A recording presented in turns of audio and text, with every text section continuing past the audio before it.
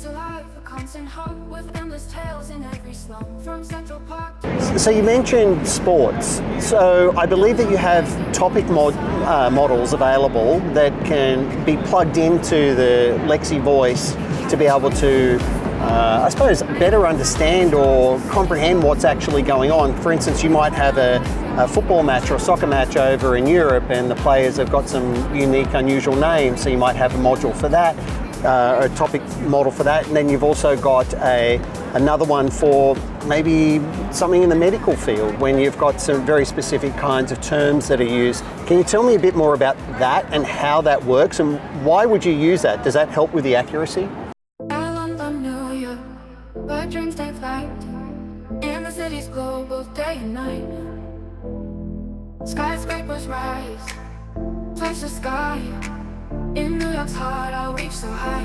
Yeah, Pete, look, all of the content has a topic model. Okay. And that's actually part of the core architecture of the LEXI system. Right. And we actually developed that as AI media for our re-speakers in the past, because the re-speakers needed to know all the funny names of the players in European soccer as well. Yeah. So all we're doing now is we've automated that process and we're serving it up to the AI. Okay. We kind of think of it a bit like a jukebox service. Okay. So it's an orchestration layer. Remember, what we deliver is AI orchestration. Yes.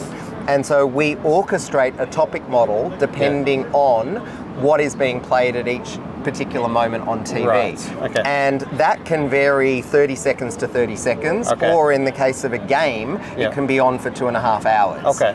But the point is that the information relevant to which topic model it is fully automated. Right. It sits behind our broadcaster systems, and that plugs directly into LEXI, so no human needs to touch anything. Got it. Got it. And tell me a little bit more about the architecture of the system. Is there hardware involved? There's obviously software involved. Is the cloud involved? How does it all kind of come together? Look, it is absolutely a mix of hardware and software. Okay.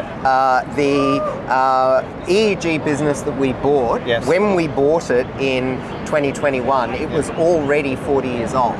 Really? Yeah. Okay. And they've been producing this hardware, which was the captioning encoders, for 40 years. Yes. Yeah. And when we bought them, 95% of the revenue was made by manufacturing these boxes. Okay. Right.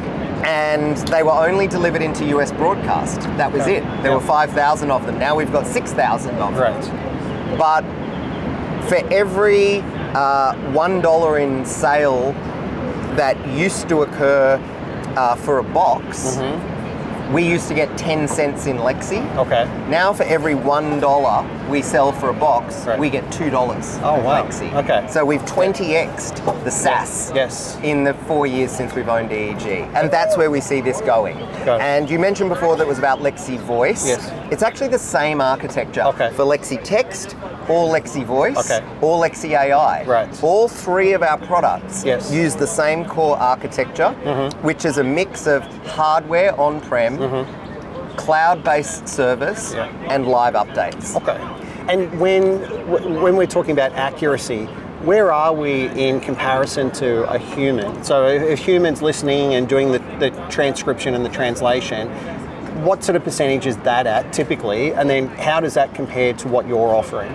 For many, many years, a bit like digital cameras, you were getting a trade-off. Okay. If you wanted to use a digital camera, you would get a less good picture than if you were using film for a long time. And then all of a sudden, there's a tipping point. There was a tipping point. That tipping point happened for text in 2023. Okay. So in November of 2023, that was when the automated service exceeded the human service, and now it continues to improve. So we are now getting 99.4, 99.5% accuracy live on a lot of our content for text. And then now we've released LEXI Voice, which is one stream in, multiple translation streams out in less than 10 seconds. It's better than humans. And so it's near perfect, 99.4, it's near perfect. It's near perfect. And you mentioned multiple languages, so multiple concurrent languages. So you have one feed in. It does my understanding, it does the transcription first, then the translation. Correct. Right. And it can translate up to how many languages? Hundreds. Concurrently. And that's the that's the box. That's what the box does, right? That's the virtue of this of these encoders. Yes. Now we've also got software encoders. Yes. And we go, well, software encoder, but you actually put it on hardware. Okay. Of course, Right. You know, Even in the cloud, Right. it's on a spinning disk. So with all this happening in the background, and this is all real time. Right? All live, less than 10 seconds. Okay, that's what I was going to ask. So, and how does so the latency is less than 10 seconds. What are down from 30 12 months ago, oh, if wow, you can believe that. And 30 seconds huge. is not live. But why is that? What's the tech? The tech. It's the NVIDIA chips are getting better and faster. It's the AI algorithms are getting bigger and better. The LLMs are getting better. And really, we are an AI orchestration layer. We are not developing new speech to text. We are not developing new translation technologies. What we're doing is we're embedding these in the workflows, intelligent workflows of our customers, and finding new and better places to add and insert extra AI to deliver our customers improved coherence and clarity for the information that they need to make their business a success. Got it. So that's why you've started like exhibiting at ISE, and then last week or the other week you were at NAB over in Vegas. You've traditionally played in that broadcast market, but it now sounds like you have a solution that would be perfect for enterprise, large corporates, schools, all sorts of things, right? Yeah. And look, we've set that out in terms of growing our business to be 60 million in EBITDA in FY29. Yeah. We can't get there with just captions in North America. Right? We can't even just get there with captions on broadcast TV. So what we've done is we've basically said there's a set of 9 target markets that we're looking to get. So it's a 3x3 matrix. Okay. If you think about it as broadcast is the first market, well, we're in that market. Sure. Then sounds like you pretty much own that market. We own that market in North America in live. Right. Okay. So remember, we're talking about live, not recorded. Yes. Remember, 99% of the world's media is recorded. Yes. Yeah. Okay. Very small relative, amount of it so is it's a lot actually easier live. Doing that translation. You can do that translation and transcription and all that. There is nothing, there is no moat anyone can have in the recorded media space. Because exactly as you say, there's heaps of time to do it. What stops ChatGPT doing this? Nothing, right?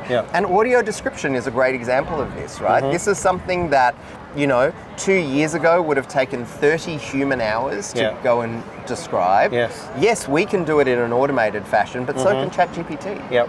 Describe what's going on in this video so that someone who's blind can follow the storyline. That's all you need to say. And it will generate it, right? So there's nothing special in anything that's not live. Sure. Our fidelity comes by delivering things live, by orchestrating it with the information that you need to get it accurate enough. So the topic models, the timing, but also the sequencing. So what we do when we're doing a live translation of a sporting game is, what the workflow, as you said, it goes from speech into text, text into the translated text, and then from that text into speech in a synthetic voice in that other language. And that's done parallel, so you can do it for 100 different languages if you wanted. You point them to 100 different destinations, obviously, because you can't listen to 2 languages at the same that's time. Right. But the difference in the product that we released on April the 7th to the ones we released before is the voice sounds human.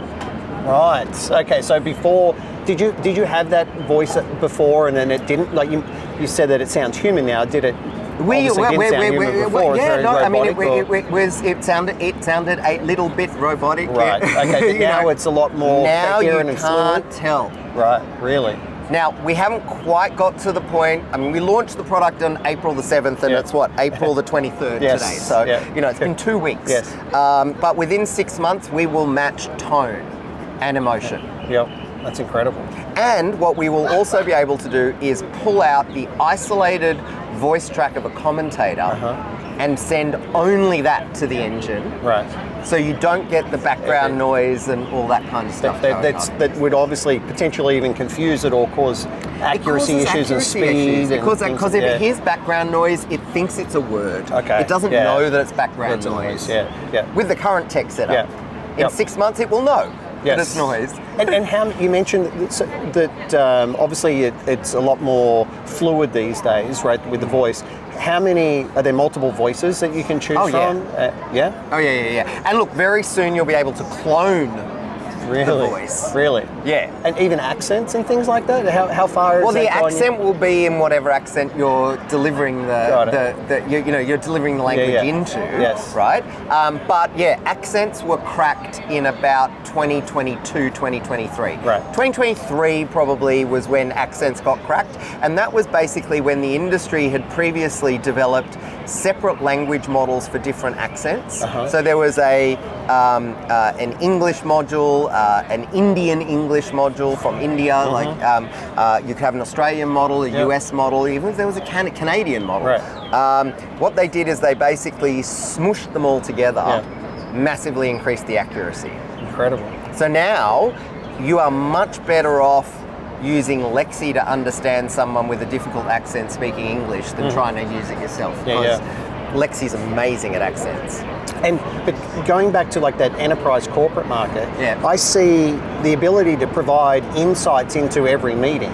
Right? Like what are we talking about, whether it's internally or externally, trying to get those insights, all these kinds of things, I think that's so powerful for these businesses.